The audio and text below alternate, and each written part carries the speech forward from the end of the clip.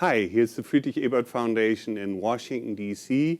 My name is Knut Detlefsen, and I'm going to invite you to a discussion where we're going to take stock and see where is the American election one day after the vote was cast. It is undecided, and we're going to discuss this with Ian Russell, who is a long experienced campaign operative in the Democratic Party with experience on all political levels, and with Rebecca Percy, who was the political director in Senator Elizabeth Warren's campaign for the presidential nomination in the Democratic Party. I know, and I would like to welcome you in the, well, everywhere, wherever you are watching that, and thank you for being part of this discussion, very important discussion. And if you have questions, you can write them in the chat, I guess, and or you can send them to us. We will try to integrate them in our discussion, but in the beginning, I would like to focus here the discussion in our little studio and try to find out what is the current situation here in the United States of America with the election being a real cliffhanger, and what is the immediate way forward. But before we do that, I would like to ask Ian and Rebecca, if you had to sum up the election results in one sentence or one word, how would you describe them? Who would like to go first? Ian. Joe Biden is going to be the next president of the United States, but the Democratic Party has a lot of thinking and analysis to do about our way forward, especially as it relates to key demographic groups that we have to build support through. I would echo what Ian said, but I would also say that in this pandemic election, I think we've learned a lot about what early vote looks like here in America and why it's different, and understanding that November 3rd was just the last day to cast ballots, but in reality, ballots have been cast over the last 2.5 months throughout the United States, and that's why we're seeing a lag time in some of these results coming in. Viewers in Europe are really concerned about the way forward. Where is this election gonna go? When are we going to have an outcome? What's the outcome gonna be? So could you tell us how you see that, and when we will have a result is of course also an important question. Well, I would argue that results from some of the states where early vote is a newer phenomenon, and what most of these states have moved to during the pandemic, we're starting to see votes trickle in. Just about an hour and a half ago, Wisconsin was called for Biden. Initially, it was not something that we knew last night when I think we all went to bed at 2 or 3 in the morning or 4, whatever time it was. We are currently ahead in places like Michigan, where early votes and absentee ballots are still being counted. Same deal in Pennsylvania. I think Georgia is really a close race to watch, which is not something a lot of us anticipated. But you know, I personally feel really optimistic about the votes that are still outstanding vis-a-vis the ones that are already being counted. And I think, you know, Ian and I have worked on enough campaigns to know that the trend of Democrats voting early and voting by absentee held in this election, with Republicans taking on a lot more of the in-person day of the election numbers. I agree with that, Rebecca. The scariest part of last night was Donald Trump's authoritarian speech from the White House, but it was also the high water mark of his numbers coming in. Since then, as you mentioned, you've seen these early votes get counted. Many of them in states were segregated and counted separately, so they're coming into the counts now. And of course, this morning, we started to pick up steam in Michigan and in Wisconsin. And I think that Joe Biden's on a glide path to where he needs to be. He's also going to set a record for the most number of votes ever cast by an American presidential, or cast for an American presidential candidate. We're going to win the popular vote. We're going to get the electoral votes that we need. But it was a bumpier landing than a lot of people, I think, were hoping for. I think that's true up and down the ticket. But when will we have the results? So I do think that by the end of this week, we should have some fairly concrete results that will allow Joe Biden to claim victory with the 270 electoral votes that he needs. And then it could go to the courts, right? Trump threatened to go to the Supreme Court I want to reassure everybody out there that you can't just go to the Supreme Court. You have to have a reason to go to the Supreme Court. Rebecca and I have been doing this long enough that we remember what the Supreme Court did in giving George Bush the presidency in 2000. Right now, we got to make sure that all of the votes are counted. We're confident that when the votes are counted, Joe Biden will get the 270 electoral votes that he needs. You're seeing Michigan and Pennsylvania, both of which have Democratic secretaries of state, being very transparent and communicative about the process. They've been on Twitter. They've been giving press conferences talking about the process. We're going to see every vote counted. And as Rebecca indicated, in the coming days, I think we'll have a call. Yeah. An important question that I would like to ask, and I mean, you referred to the speech that President Trump yesterday gave, but also all the things he said in the last weeks about the legitimacy of the election begs for the question, I mean, will Donald Trump accept the outcome of this election, and how, if he doesn't win, and how could he deny Biden a win? How could that happen? Is that a real possibility? I'm not sure it's a real possibility. I think it's something he will try. I'm interested to hear what Ian has to say on this, but I think that what Americans want to ensure is a peaceful transition of power should Donald Trump not win. I think they're not really sure how to structure themselves if they aren't giving up that transition of power, but a long fight through the courts is likely where I would assume he was heading, but I also don't know if his advisors are giving him better advice than that at this point. Yeah, they wanted Donald Trump telegraphed. The thing about Donald Trump is you know where he's going. He's very obvious about telling you, and they figured that they were going to have close results in these states. They figured that that was going to lead to the potential for litigation. Where this falls apart for him, though, is it's going to become very important that Republican leaders, especially Mitch McConnell, the Senate Majority Leader, and unfortunately likely to remain the Senate Majority Leader, as just as we've been sitting here, we've lost some key races for the Senate, so we will probably see Republicans keep the Senate. But Mitch McConnell and then Fox News, and Fox News has become the propaganda network for the Trump administration. How they choose to talk about this, you will see a big test of them in the coming days.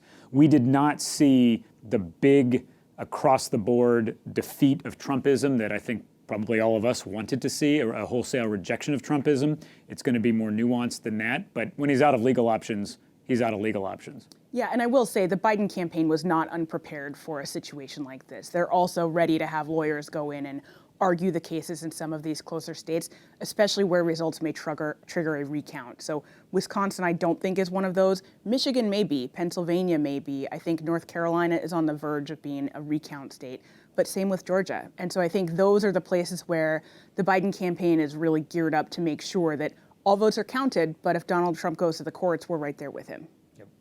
And we should add Nevada, too, which yes. I think will ultimately win, but at least when we were on our way over here, was saying they won't drop new data until tomorrow. So that's an area that tends to close at the end, tends to tighten up, but Democrats are usually able to pull out a win because of our strong ground game in Las Vegas. In the pandemic, we'll see how well that ground game ran, but we've got confidence in it. Just to follow up on it, I mean, you said Americans want a peaceful transition.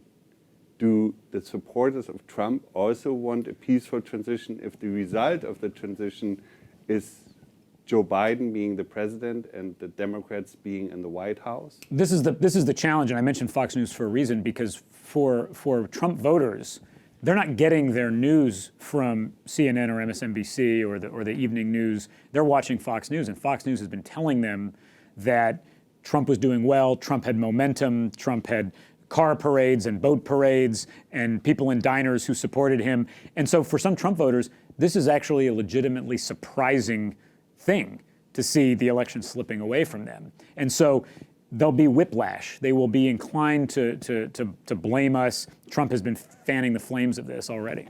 Yeah, and I do think that, you know, even though this is just like Twitter conspiracy theory, Ian's right. There are enough Trump Republican supporters, even in places like California, which is a Democratic stronghold, who really thought they were poised to win all of California's electoral votes, all of New York's electoral votes, and are genuinely surprised at the outcome in these states where the margins were not even close and the news organizations were ready to call the races as soon as polls closed in those places. And so Ian's exactly right. It is a bit of a whiplash, and I don't know that real dug-in Trump supporters are really sure that there needs to be a peaceful transition of power or any transition of power. They really still in their minds think that Donald Trump has won this thing, and in the middle of the night, Democrats were out stealing it. And by stealing it, I mean counting the votes that were already cast during our election day hours. And we should, Knut, I think it's important that we put a marker down here. We've never had an American president delegitimize the results of an election. Correct. We had an American president 20 years ago who was given his presidency by the Supreme Court, and Al Gore was, some would argue, too deferential to that process. We've never had an American president say what Trump is saying about the process and seeking to cast doubt on the process. But is Joe Biden and his campaign, or the Democrats in general, now prepared for this process in the weeks ahead? That we are. Rebecca alluded to this. We've got very good attorneys. They've been preparing for this. Both Rebecca and I have gone through recounts before, working with the lawyers that are advising the Democratic Party and the Biden campaign now. I feel very confident in the legal infrastructure. I feel very confident in Biden's legal infrastructure, but also the Democratic Party's legal infrastructure to take on these fights in these states where votes are still being counted that were legally cast by the deadlines set forth by the Secretaries of State. I do know there are also some outside of the Democratic Party infrastructure groups who are looking specifically at how to help educate voters on what a peaceful transition of power should look like and what it has looked like over the past 280 years. I would like to ask one question that deals with the legitimacy of the process and also what the American people might think. Obviously, I mean, the result is somewhat disappointing as a result from the perspective of the Democratic Party. Doesn't it show that Joe Biden and the Democratic Party failed to connect to at least part of the electorate, and that Americans remain distrustful of democratic institutions, of federal institutions, but also basically distrustful of democratic politics and don't trust the Democratic Party? Is that something the Democratic Party and also Joe Biden need to reflect upon, that there is this disconnect with at least part of the American public? And how do you deal with that in moving forward, even if he wins the presidency successful? I feel like I'm going to paint a bleak picture, but our job is to give a clear-eyed analysis, not tell people what they want to hear. We had Joe Biden's going to win. Joe Biden's going to get more votes than anybody ever has. Joe Biden's going to get 270, maybe even closer to 300 electoral votes. But we had a disappointing night down ballot. We're not going to flip the Senate. And we had a rough night at the state level in states that will determine gerrymandering, the allocation, redistricting, the allocation of congressional seats for the next decade.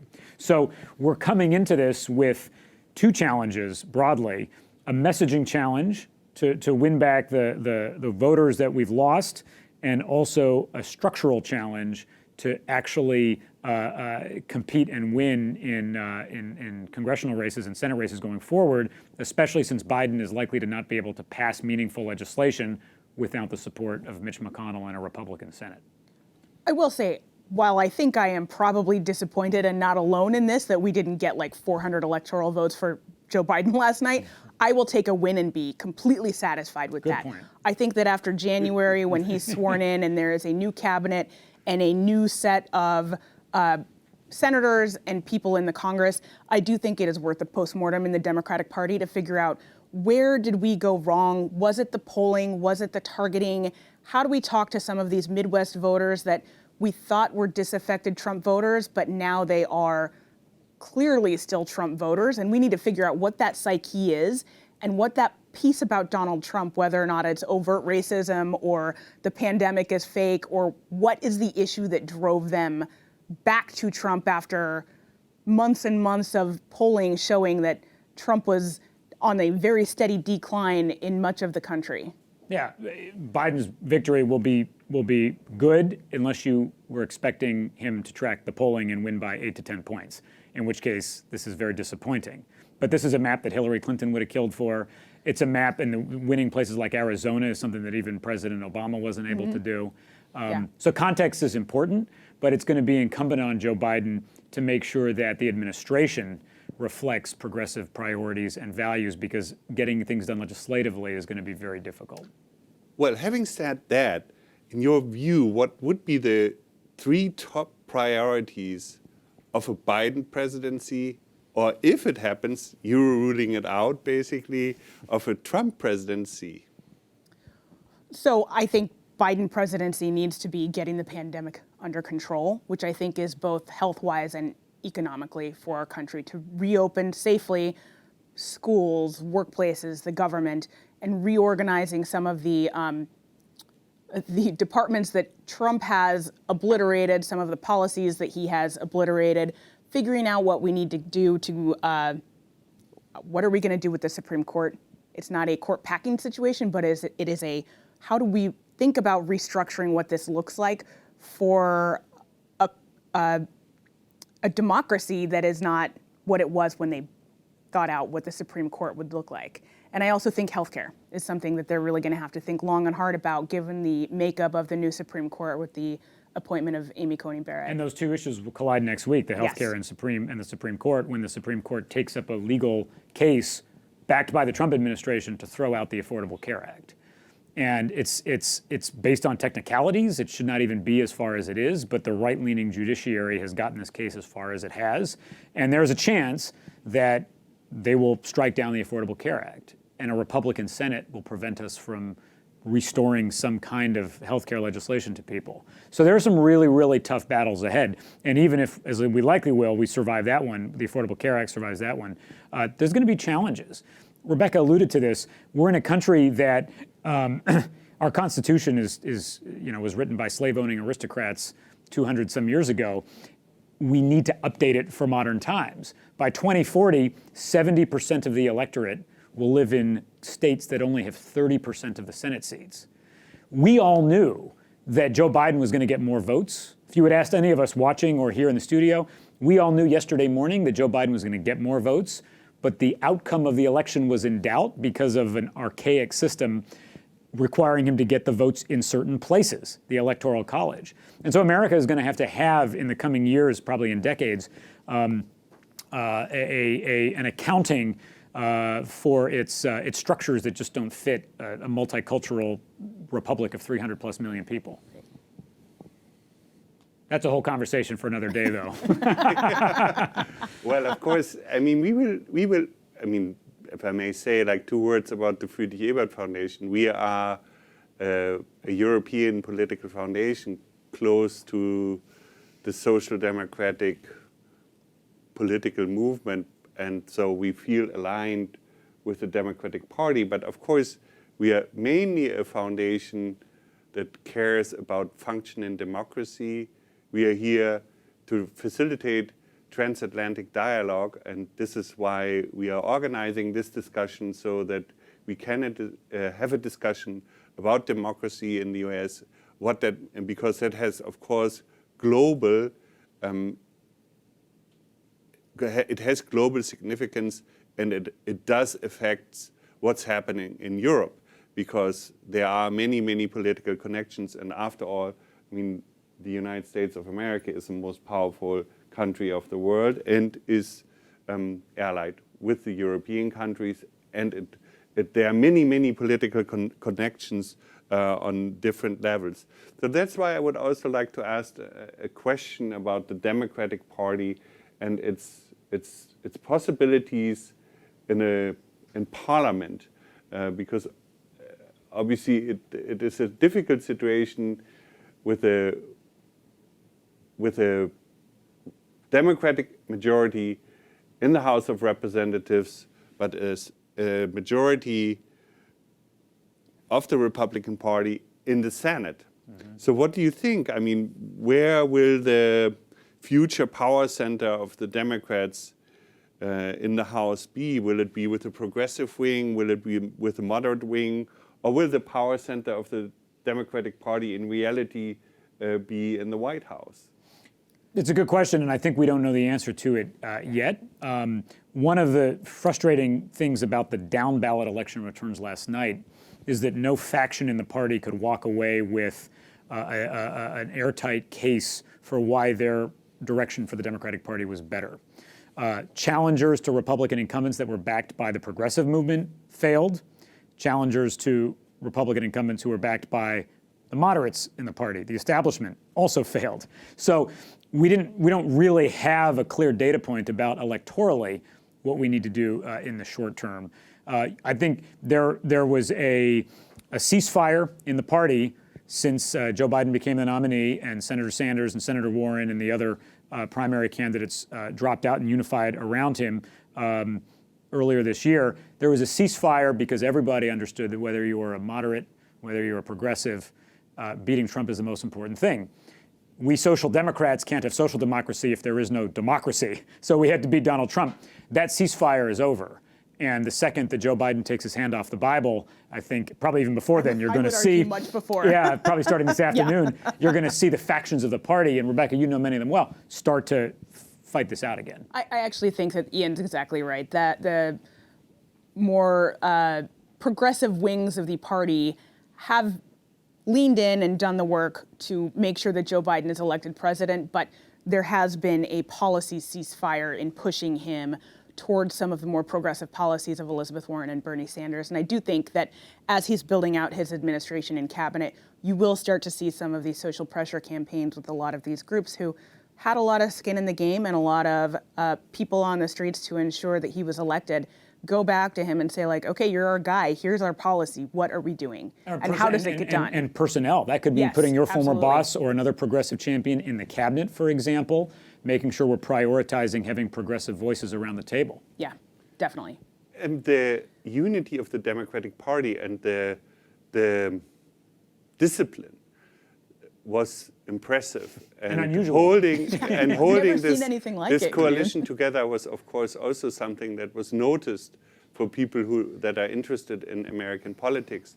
And in particular now is the question, if you now are basically saying that unity is not going to hold and the discipline cannot be sustained, what will that do to a Biden presidency and to the agenda, and how is the infighting going to look like?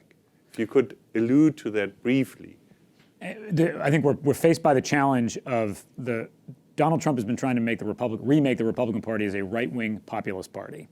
And last night, you had several Republican voices, including Senator Hawley, Josh Hawley, who's likely to run for president, tweeting that the Republican Party is now the party of the working class. Now, their policies are not good for the working class, but they're trying to rebrand themselves as a populist party and Democrats as a loose coalition of sort of effete liberals, bourgeois, people who don't like Donald Trump, college-educated voters who just didn't like Trump, and then communities of color. But coming up with a coherent, unified agenda for this diverse coalition is a real challenge, Rebecca. Yeah, and I don't think it's a disunity of party. I think it's several factions coming at the same goal, right? We want the economy to open back up. We want to see a solution to COVID. We want to see what we're going to do on healthcare. But I think that, Joe Biden's put together this coalition to a really strong path to 270 electoral votes. I think he can use that same coalition to come at each of these problems in a really cohesive way, both from the left, from the center, and from the right, to make sure that we're doing this as one American people and not just progressives are ramming their policy positions through to the Biden administration. And it's not just the moderates either. Well, that's a good point. One American people. I think I like the way you said that, Rebecca. Something that Joe Biden did, and if you look at the videos that he put out, the ads that he ran, Joe Biden told a story that was quintessentially American. He talked about the value of work. He talked about growing up in Scranton, the son of a used car dealer, and his dad losing his job. He set his story in the American story and made it accessible and applicable to everybody. And I think that's one of the reasons that he's, as we sit here, piling up an electoral victory, a raw vote victory, and going to win the Electoral College. Because he told a story about what it means to be an American. I wish it had appealed to more people. I think it should have appealed to 60% of the electorate instead of 52. But here we are. Trump also has a story about what it means to be an American. But I'm glad that Biden sought to recapture that American story. Progressives and moderates together in the Democratic Party can't forget that we have to tell our story in the context of what it means to be Americans. Like, how do campaigns have changed? What was the defining moment of the campaign in comparison also maybe to 2016? And how will the future of campaigns look like? Like, if you could just briefly touch on that, and then we want to move on. You were on the road when the virus hit with Senator Warren, so you go first. I'm not sure what this means for campaigns going forward, and I do think one of the defining moments for me was being on the road with Senator Warren for so much of the last year, when the campaign was finally winding down, realizing that there was a pandemic and we needed to figure out what we as a campaign were going to do about it, but also as an American people, and I think as our competitors in the election, figuring out how to campaign during a pandemic. I think that there are now an entire class of operatives, particularly organizers, who've had to figure out how to be really creative about connecting with voters, and whether or not that was successful or not, or successful enough or not, I think remains to be seen. Once we get voter files back, I think we'll figure it out. But a lot of these organizers haven't had to actually organize people. They're on Zooms, just like we are. And it's not a face-to-face organization that I think you saw in a lot of the 8, 12, 16 campaigns that was so effective, that gave Democrats an edge in a lot of these states. And I agree with all that. To finish up the thought, the big event of the election, I think, probably was the South Carolina primary, the field coalescing around Biden fairly quickly, fairly early. I thought that Senator Warren and Senator Sanders have done amazing work bringing the progressives into the fold, unified in the party, and that gave Biden the space that he needed to build a campaign organization that got him where he is today, in a pandemic. I would like to ask one last question now about, maybe not the last question, but the last question exclusively to Ian and Rebecca, is about the Latino voters. We were, Trump was surprisingly successful with Latino voters in states such as Florida. Why do you think that is? So I would say Latino voters are not a monolith. They're not all the same, and Ian and I were talking about this earlier today. Latino voters in Texas are not the same as Latino voters in South Florida. And I think that their values are so different that it is a separate campaign for each set of Latino voters, both by nationality or origin, right? But also by where they live, right? Because if you're talking to Florida voters about closing the border wall, they're like, what border wall are you talking about? There isn't one, right? But if you were talking to Latino voters in New Mexico or Arizona, it's a very different dynamic. And I think the issues are so different. It may be that we weren't communicating well enough to those pockets, but we were communicating writ large to a Latino population that doesn't need communication that is all blanket. I agree with all that. It worked in some places. It didn't work in others. We won Colorado. We won New Mexico. We're going to win big in California. We're going to win the Hispanic vote, the Latino vote. We have to be cognizant of the individual communities that make it up. Venezuelans and Cubans in Miami have a very different set of concerns than Mexicans in Texas. So, hello again. We are here discussing the outcome of the American election 2020, and somewhat inconclusive election so far, but we have optimism here among our panelists, Ian and Rebecca, that Joe Biden is gonna win this election, and that we also gonna know about the results soon, and that the Democratic Party is ready to deal with all the challenges that are gonna come from President Trump, and that in the end, we're gonna have a peaceful transition. Now, talking about the election, we would like to bring in a few more very distinguished experts or political people from across the Atlantic. We are, as a host, the Friedrich Ebert Foundation, and we are committed to transatlantic dialogue, and of course hope that we, through this panel, can contribute to that. And I would also, again, like to welcome those that are tuned in digitally. Now, this panel is basically hybrid, and I would like to welcome Cathy Feingold from the AFL-CIO, who is responsible for the international work of the largest American union federation. I would also like to welcome Niels Annen, who is the Vice Foreign Minister of the Federal Republic of Germany and also a member of parliament from the beautiful city of Hamburg. And I would also like to welcome Dorothee Martin, who is also a member of the German parliament, but she is on an OSCE mission observing the US election in LA right now. And I would like to welcome Russ Carnahan from the proud state of Missouri, and who was a former member of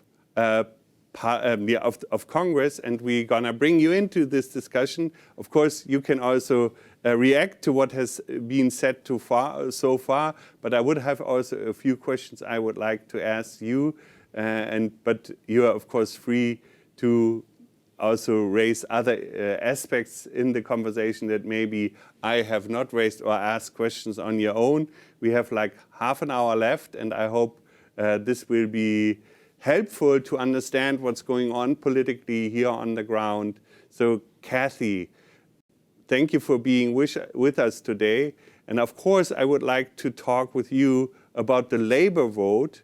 And in the 2016 election, there was a lot of debate about the white working class and union members who abandoned the Democrats in significant numbers and helped elect Donald Trump.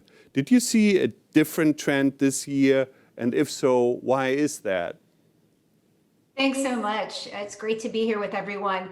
Absolutely. I think, this was such a unique year, and we just heard Ian and Rebecca talk about it. I have to say, in my over 20 years of working with the labor movement, this was the first time we weren't able to go door knocking as much and really talk to folks one-on-one. We had to change the way we engaged our membership, and I think we did that. We were creative with caravans, it wasn't just Zoom conversations. We were able to really reach out to folks, even when it was food banks. We did this all during a pandemic, and we saw last night that there was a pushback by union workers. It made a difference when union members heard from people from phone calls in the workplaces. They responded in about 57% for Biden. There was an actual union difference nationally. Now, it played out differently in various states, but I do think there was a response by working people. That things need to change. We need to reclaim this democracy.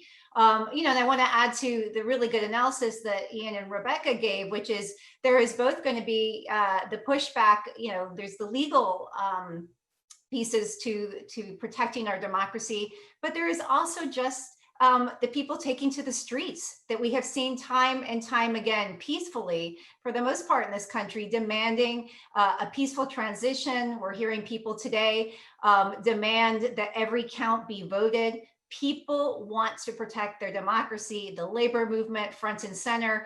I will say, Knut, one of the things last night, I think our German colleagues will appreciate, here in the United States, we are not known for social dialogue. We admire, that's one thing we admire a lot on the other side of the Atlantic. And so I was proud to see the statement that the AFL-CIO put out last night with the US Chamber of Commerce and with faith organizations saying, we're in this together.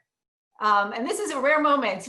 We are in this together, protecting our democracy, making sure every vote counts. And we're continuing to put that message forward in a very, tripartite way, that we need to make sure that it's not just the labor movement demanding that, but it is really in everyone's best interest that we protect our democracy. So I think we heard from, workers who are scared in workplaces where there's no national health and safety standard. The AFL-CIO had to sue our government to get protection for workers. There's still high unemployment rates, 24 million people on unemployment. Despite all of that, working people came through and they voted. And I am going to share in the optimism of Ian and Rebecca.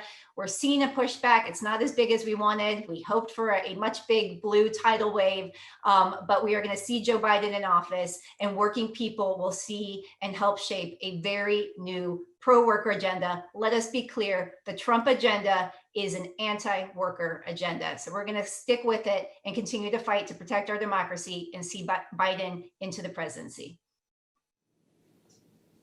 Thank you, Cathy. I'm, of course, excited to hear your optimistic view. Russ, if I may ask you, and that you come into this debate, and Trump won Missouri with a comfortable margin 2016, and this year he pulled off victory again, despite record turnout of about, I think it was 75%. And what makes it so difficult for Democrats to win the state? And in general, I mean, why do Democrats have difficulties to be successful in the Midwest?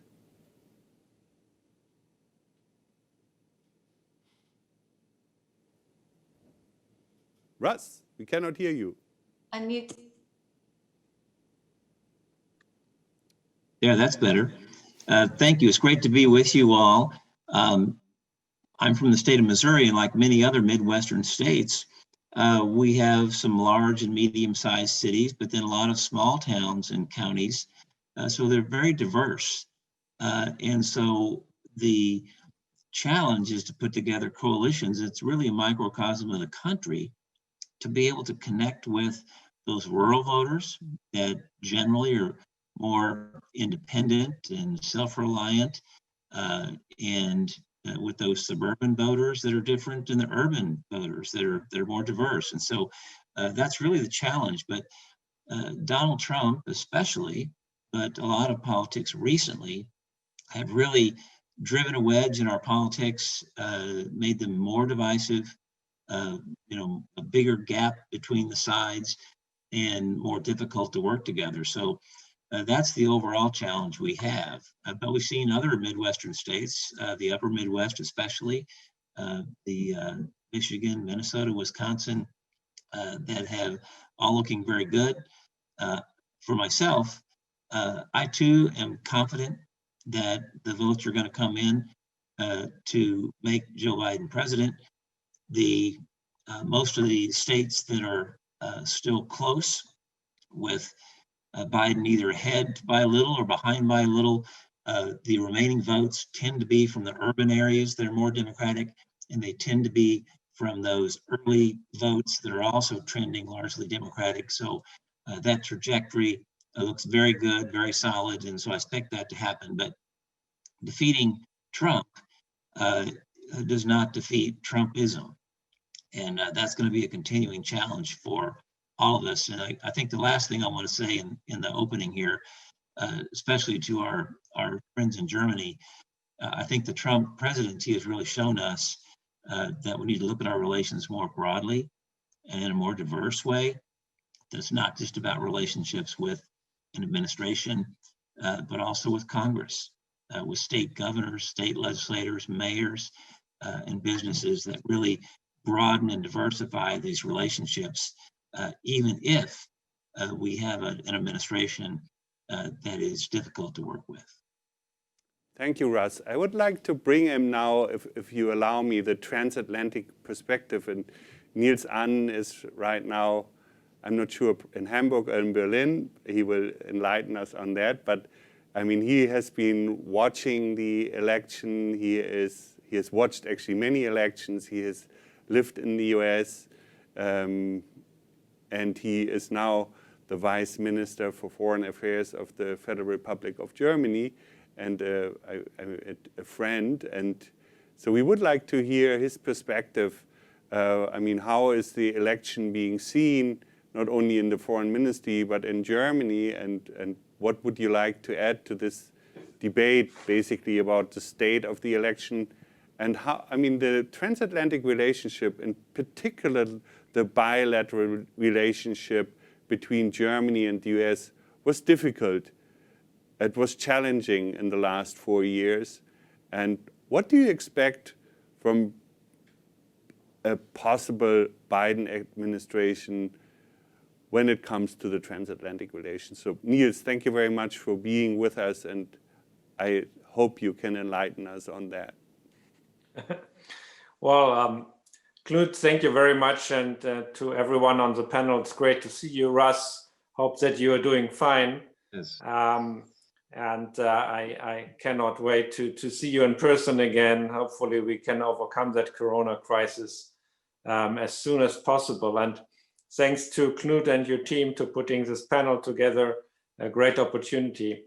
Look, I believe if you would be in Germany, I'm in Berlin right now, as an American, following the discussions in Germany, just seeing how intense the reporting is about US election, you would be probably stunned a little bit, because also the German reporting goes into the county level, explaining to German viewers why is Trump performing good here or worse in another part of, I don't know, right now, maybe Wisconsin or places that people have only a vague idea where on the map that very state and that very county is going to be found.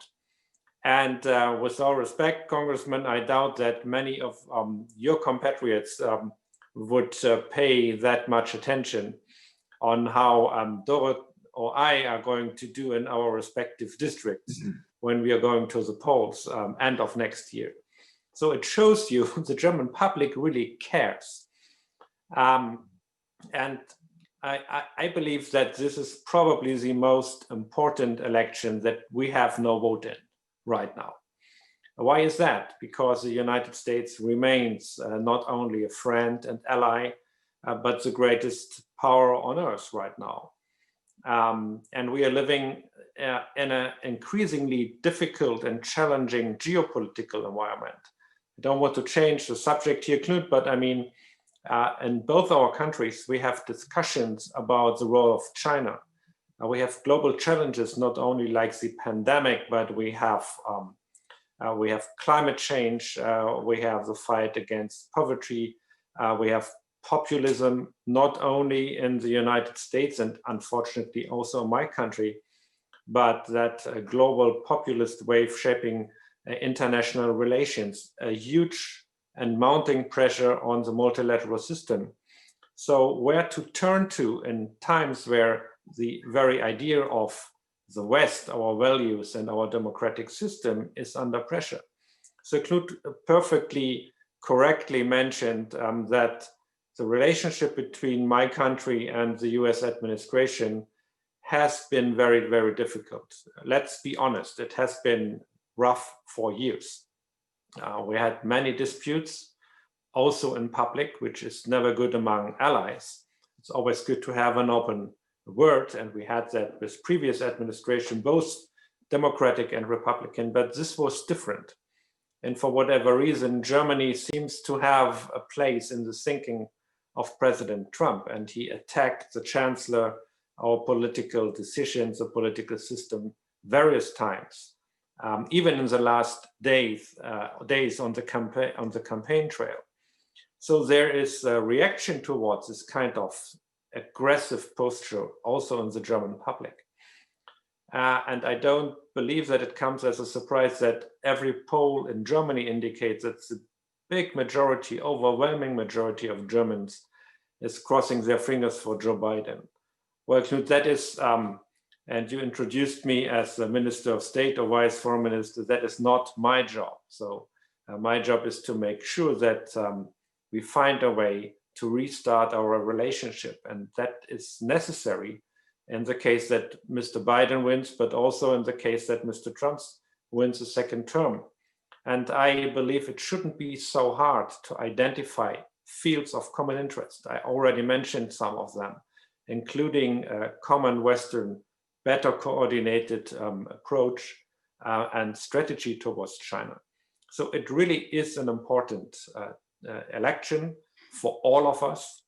And that's also explaining a little bit, I believe, the interest, the enormous interest that we're having. And the last word, Knut, is as friends and allies, as countries who are sharing values and the idea of democratic and transparent and responsible government, I think that it's perfectly fine among friends to voice some concerns.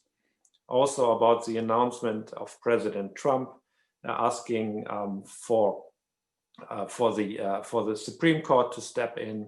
You know, we are not taking part. We are not a partisan player in this. This is an American decision.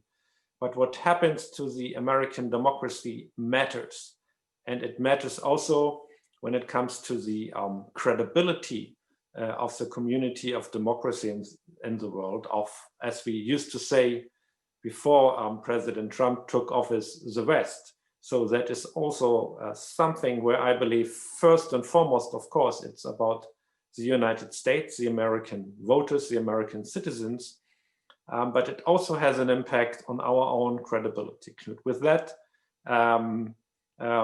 best greetings to you and all of you in Washington and wherever you are right now. Thanks, Niels. I would like to turn to Doro, who is right now in LA on an OSCE election observer mission that is probably not very well known, but possibly important. I mean, you have visited polling stations. What were your impressions? There were reports of, I mean, in general, I don't know how it was in LA, but there were reports of people having problems accessing polling station, dropping off their votes, or even there have been reports, or there is at least a discussion about voter suppression in this country. What can you say about that, Doro? So thank you very much for having me. Yes, I'm still in LA. So some words about the OSCE, so Organization for Security and Cooperation in Europe, and also the US as part of the OSCE family. And since 2002, so there's an OSCE mission that observes the election in the US and also in many other countries, even in Germany next year. So, and we have been a group of about 75 parliamentarians, as well as long-term observers from the OSCE, who have been here for about 5 weeks already. And so we've been observing the election in about 30 states. And so I was in LA yesterday with 3 other colleagues.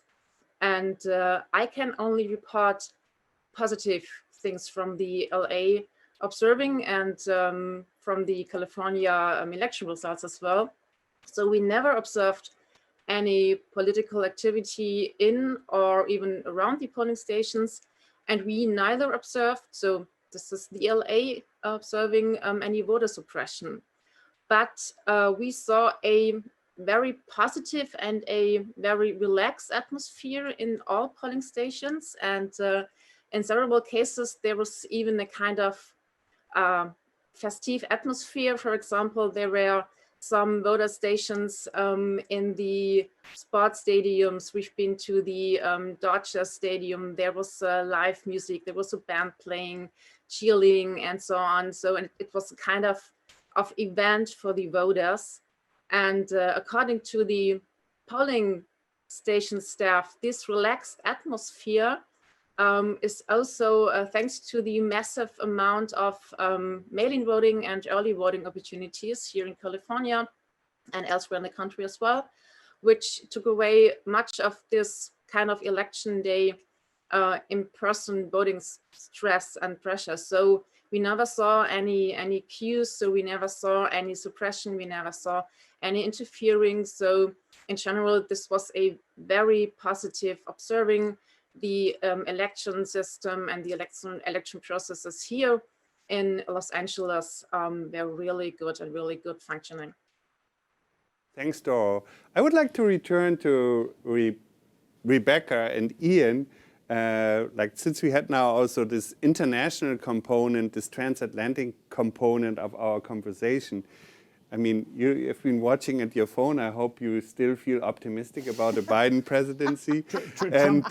Not surprisingly, Trump is trying to shut the counts down, but we're confident they won't let him. All right. So I would like to ask about the priorities. Let's say a concern from Germany is, we we have the impression that under the pressure a possible Biden administration will be, giving the state of the American democracy and society, but also the challenges that a Biden administration will face in the US with the COVID-19 pandemic and the economic, I think it's fair to say, crisis.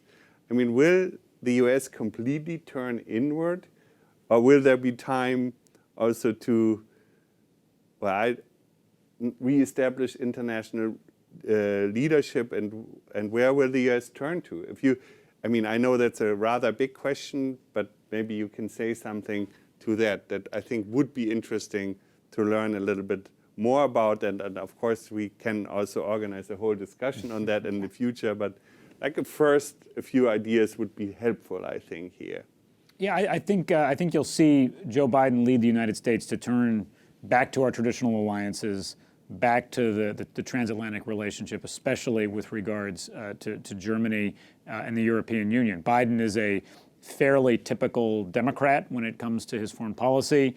I've not always agreed with his foreign policy. He rather infamously backed the war in Iraq back in 2003. But aside from that, he's been part of the kind of the foreign policy complex that's fairly standard in the Democratic Party. And I think he's talked a lot on the campaign trail about the importance of our alliances and the importance of rebuilding that which the Trump administration has really tried to tear down in terms of the transatlantic relationship.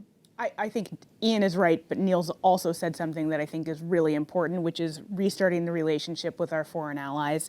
Identifying the fields of common interest is something that I think is going to take a little bit of work, but hopefully we've got allies that remember what it was like pre-Trump and know that we can get there. It just might take a little bit for us to, I think, you said it the right way, look inward, fix what's going on here, start to get that going by building a progressive but also competent administration, but then starting to look outward at our allies and restating ourselves as the superpower and country that people looked up to and had a good relationship with in past administrations.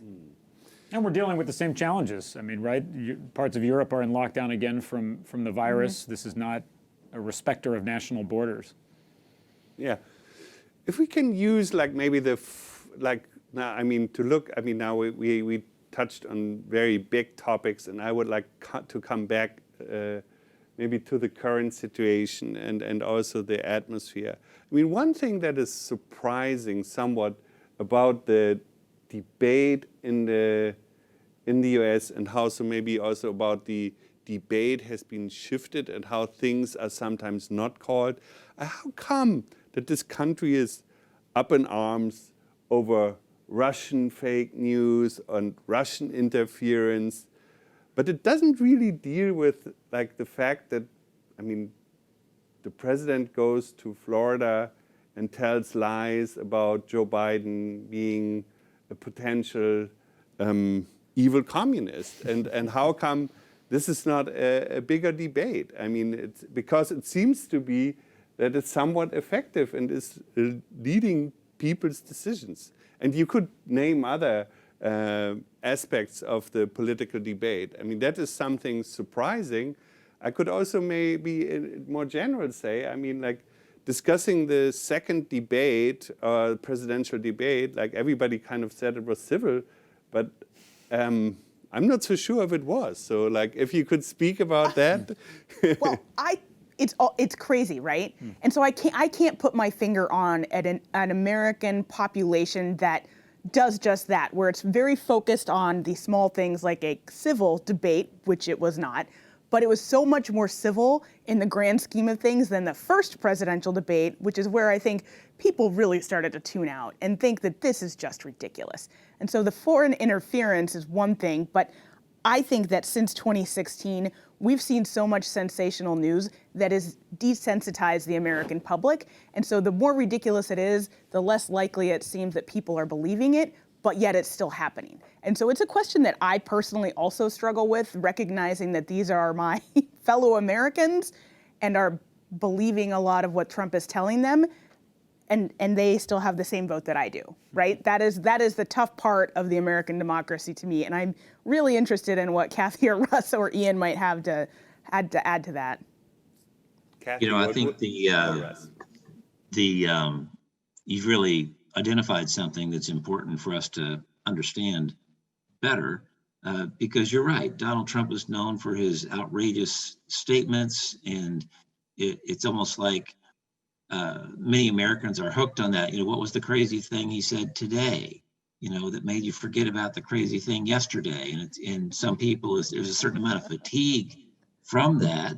But how do you deal with that? And to the prior point about the international community, I think Biden will bring a sense of normalcy back to our government, but also he truly believes, and throughout his career has shown, that he really values the importance of international relationships and engagement. So I think that's going to be a very important difference as opposed to Trump's foreign policy, which too often seems like it's to poke your friends in the eye. And so I think that it's a really important distinction that I think will benefit the U.S. interest, but also really build back a lot of those relationships in international organizations where the president's administration has really pulled out or denigrated them. And maybe I would just jump in, building off of all of this. I do want to be clear, though, because I think, Ian and Rebecca, you really spoke to this. People are going to be watching, working people on both sides of the Atlantic are going to be watching closely. It's not just going, I think what some people are concerned about is that we don't do anything differently, right? That we look for stability, Biden comes in, and it's as if we just go back to the good old days. We need to build new frameworks. We need a multilateralism, absolutely, Niels. The labor movement's all in. We need a multilateral approach that works, but it can't be the same old, right? We've got problems in the current multilateral system, obviously. It's not fit for purpose. So I do think we want to both get ourselves over the line, get this Biden election won, and then let's be clear, we need to rebuild, but with new frameworks. I wanted to add to Rebecca's list for what we need to see. If you're going to deal with all of the fake news and the fake promises that Trump made to working people, the Biden administration will need to take bold actions at the very beginning that show working people he is serious about change. That means labor law reform, the PRO Act. This isn't going to be easy given the reality of the Senate and but he will need to come out strong that he actually has an agenda that's bold, that's going to work for this country. And it's not just going to be kind of going back to what was considered the old normal. We need to build something new. And I think working people are all in for that, right? They're tired of broken promises, of standing up to Trump, to China by just, talking about tariffs. We need to work with the Germans on China. We need to deal with steel overcapacity. We need to work on that together, but it's going to have to be acknowledged that we need new frameworks. We cannot just do the same old. We're in a new moment. We're in a moment of economic crisis. The neoliberal model did not work for working people on either side of the Atlantic. We need to rebuild. So I think it's going to be a tough moment, but one where we can't do it alone. It will have to be done transatlantically. Well said. Absolutely. Rebecca, can Joe Biden and the Democrats rebuild trust in American democracy and for the American people? Yes, it's going to take work. It's going to take, I think Ian said this at the outset, soul searching by the Democratic Party and our allies, but I think it can be done, but it needs to be done quickly. We cannot waste a cycle where we are not sure if we're going to hold power in the U.S. House. It's going to need to happen before the 2022 Senate elections, and then we're going to need to make sure that in 2024 we're well positioned. So for anybody who thinks that 2020 is just now over, think again. We've got to start thinking and rebuilding the Democratic Party for 2022 and 2024, tomorrow or as soon as the race is called. As soon as we get a night's sleep. Yeah. And we got to take, I think, both in terms of the party and in terms of policy, we've got to take Joe Biden at his word and push him and hold him accountable for his slogan, Build It Back Better, We have to build back better, whether it's our transatlantic relationship, our infrastructure, and our systems here at home, and the Democratic Party. What has been done has not worked, and we need to build back better. If I may ask one last question that's now somewhat different, but I think maybe also important for the democratic discourse. How will this election impact the Republican Party as a party? Will there be changes? Will it change the party? Will it move in a different political direction? Which path is ahead? I want to punt the conversation to Congressman Carnahan because he mentioned Trumpism without Trump, and his home state Senator Josh Hawley is one of the people who wants to be one of the next Trumps. So perhaps from out there in Missouri, Congressman, you've got a perspective that might be good to share. Russ.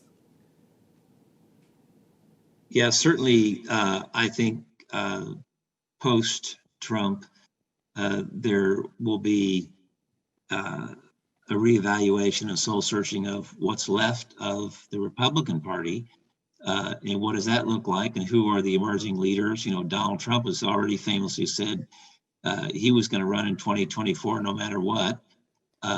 You know, so there's who knows what will happen there.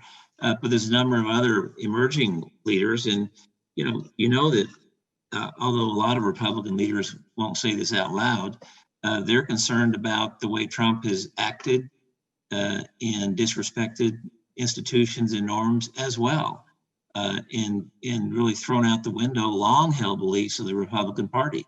So I think they have a real battle on their hands to be able to try to figure out what their future looks like. Thank you very much. That's very important.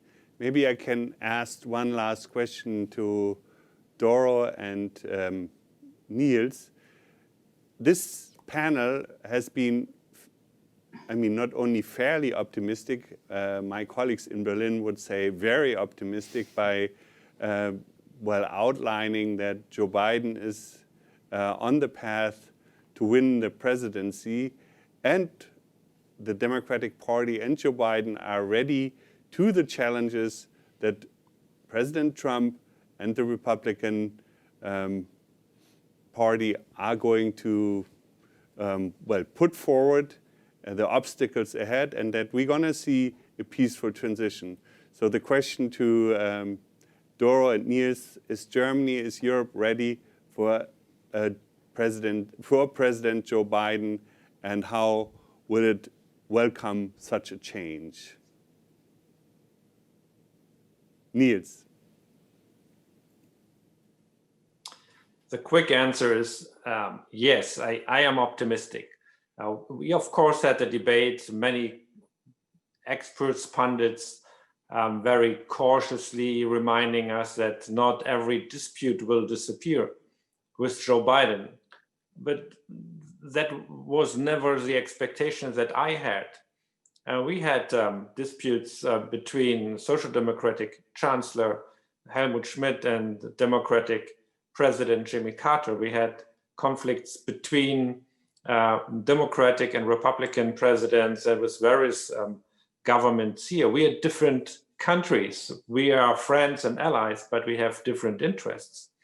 But we should not underestimate the change, the possible change that a President Biden could bring. And if I only mention the atmosphere, to have a partner who is at least once in a while maybe willing to listen, to engage in a real dialogue.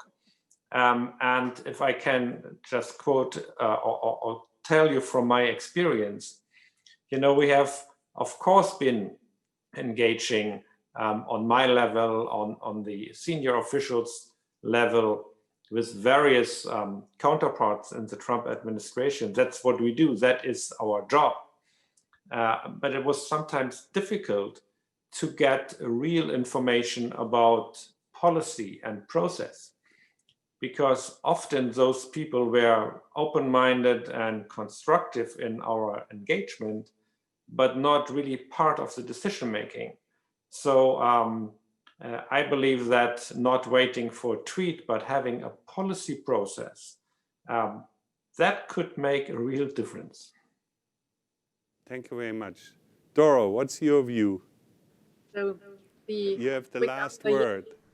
I have the last word. Thank you so much. So yes, so I think the Deutsche Bundestag and the parliamentarians are eager to restart a closer cooperation, especially when it comes to climate change, when it comes to healthcare, when it comes to restart a kind of new, more climate-friendly economy. But I also would stress out what Russ said, and also Cathy, that we have to strengthen the cooperation between unions, civic societies, think tanks, universities, and even more so, nevertheless, how the election results will be. I'm very hopeful as well, but this is one of the most important issues for me to strengthen our transatlantic cooperation on all levels, and I'm really looking forward to it. Thank you, Doro. And I would like to thank you all for being part of this debate. We have debated the results of the American elections 2020, somewhat inconclusive, but with an optimistic outlook from the people that participated in the debate, the great Rebecca Piercy, the wonderful Ian Russell, Cathy Feingold from the AFL-CIO, Niels Annen from the German Bundestag, the German Parliament and the Foreign Ministry, Dorothee Martin, also member of Parliament from the city of Hamburg, and Russ Carnahan, former congressman of the state of Missouri. Thank you very much for being part of this debate. I hope we don't have to redo this debate tomorrow when we realize that the path that you have outlined was not correct. No. If so, I will have to call you tomorrow morning. We will do the debate again. We leave it there. I thank everybody who tuned in and took the time to listen to us. This was a debate put on by the Friedrich Ebert Foundation, the foundation committed to transatlantic dialogue and social democracy. Thank you very much, and I wish us all a very good day, and that you were right about what you have outlined for us. Thank you very much.